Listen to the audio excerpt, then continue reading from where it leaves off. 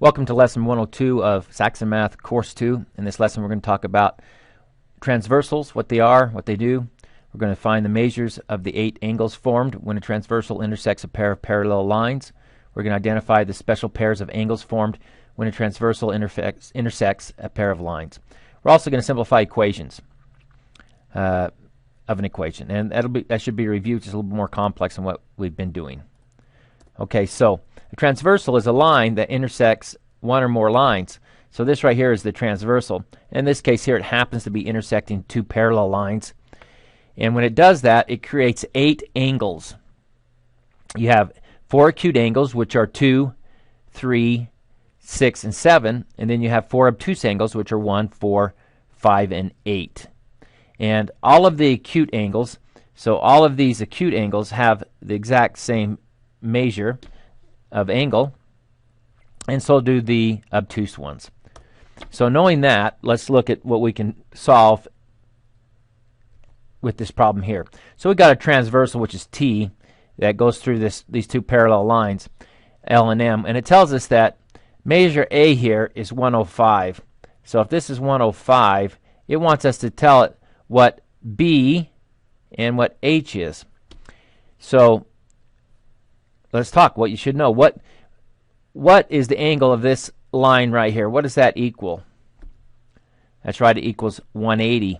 So if A is 105, B will be 75 degrees. And if B is 75, then D would be 105. And it just keeps going like that. But you don't need to do that. You can know that A is 105 and A is obtuse. Isn't H obtuse also? It is. And so H would be 105. So B would be 75 and H would be 105. Okay, so here it shows us that because we know that obtuse are all the same measure, then if A is 105, so is H. And then knowing that A is 105, we know that B is 75 because they're supplementary. They total 180 because the line they sit on is 180. Okay, so when a transversal intersects a pair of lines, special pairs of angles are formed. In this particular example that we have up here, we have A right here and we have E right here. Those are corresponding angles. They correspond with each other. They sit in the same spot on the line that they sit on. So the A sits on the top and to the left of the transversal of line L, and the E sits on the top and to the left of the transversal on line M. So those are corresponding angles. Can you name the other 3 pairs of corresponding angles? Pause the video, see if you can do it. Okay, it's angle B and F, C and G, and D and H. Okay, and there can be others. All right, so angle A, now let's look at angle A and let's look at angle H. You'll notice A is on the outside of these 2 parallel lines. It's on the out. It's not in between them, right? It's on the outside. And when that occurs, and you got H down here, those are called alternate exterior angles because H is alternating from where A is, and so they're alternating exterior angles. They're not between the parallel lines. They're both on the opposite sides of the transversal, and they're in alternate locations. So what is the other pair? Yeah, that's right. It's B and G. B and G.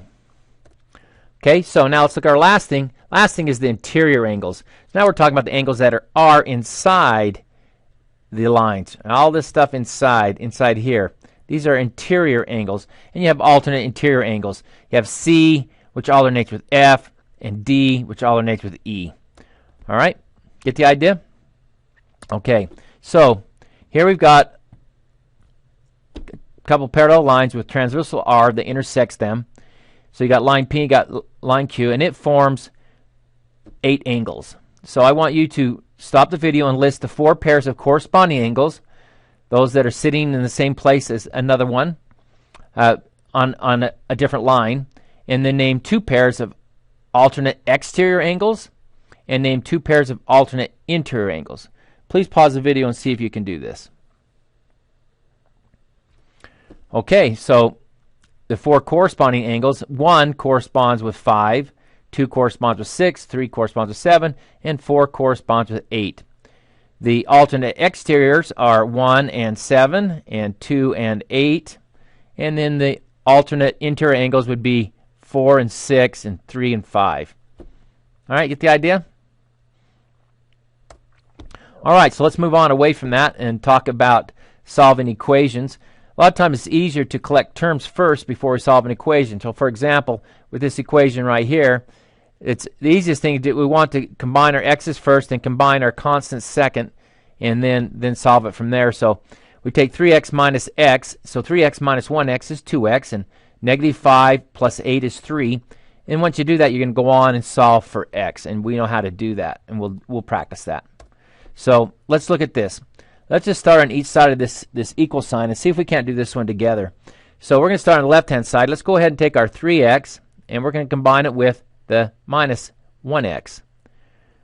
Okay, and then we have our plus 5. Well, 3x minus 1x is 2x. So we have 2x plus 5 equals 17. Now we got a couple more x's here. What's a positive x minus a negative x, or 1x minus 1x? Well, they would cancel each other out and become 0. So it just leaves us with the 17. So these just go away. So now it's easy to solve. You know how to do this now. This is being added, so we're gonna subtract 5, and we're gonna subtract 5 here. So you're gonna get 2x equals 12. Divide by 2, divide by 2, and you're gonna get x equals 6. All right, you guys know how to do that. I went that kind of fast, but it's because I know you know how to do it. All right, let's see if you can do this one here. Now, on this one here, you've got an x on each side. You're going to have to move one over to the other side, and so that you can then isolate it. So the first thing I would do, well, go ahead, pause the video. See if you can do it yourself first. Okay, hopefully you're able to come up with an answer. If not, then please pay close attention. This 2x right here is positive 2x. So I'm gonna minus 2x, because that'll get rid of the x. And then I'll minus 2x on this side here also. So now I got 5x minus 2x minus 17 equals a negative 5, because these both canceled out, didn't they? So now I'm going to combine my like terms right here. So 5x minus 2x is 3x. So 3x minus 17 equals negative 5, or minus 5, right here, minus 5, negative 5. Now, because this 17 is being subtracted, I need to add 17 to make it go away, because I want to get this x all by itself.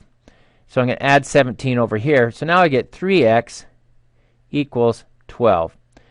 Now, to isolate my x, I see that it's being multiplied by 3, so I'm going to divide by 3. I'm going to do just the opposite.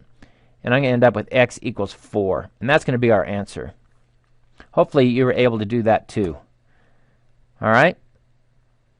Hopefully you did that also. Okay, let's look at another one. Let's see this one here. Let's see if you can do this one. I'm going to tell you right now, it involves the property of distributive property. So you've got 3x plus 2 times x minus 4 equals 32. Please pause the video and see if you can do this, please.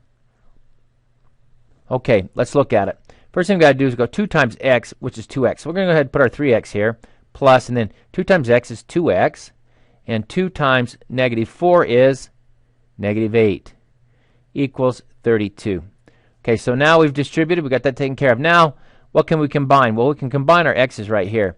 So 3x plus 2x is 5x. So I got 5x minus 8 equals 32. All right, now I've got to get, we've got to get our x by itself. So we're going to go ahead and add 8, because we've got to do the opposite, because we've got to get rid of this, right? And plus 8 over here. So now we get 5x equals 40. And 5 being multiplied by x, we do the opposite, which is divide by 5, and x equals 8. All right? Hopefully you're getting that down. That's pretty easy. Hopefully you're writing down your steps just like I did. It's the only way you'll keep it straight, especially when you get into more complex problems. And here's our x equals 8. All right. That's it. There's your TIDs. Do problems 8, 16, 25. Submit them to me tonight. Write down any questions you have. We'll go over them tomorrow in class. Thank you for watching the video.